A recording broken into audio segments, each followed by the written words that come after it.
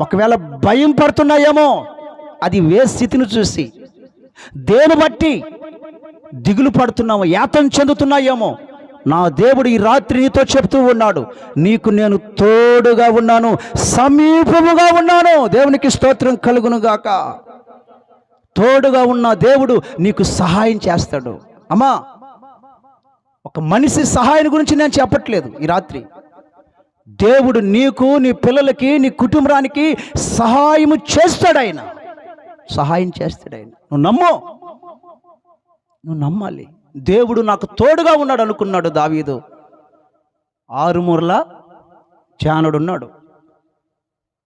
గొలియాతుని ఓడించాడా లేదా?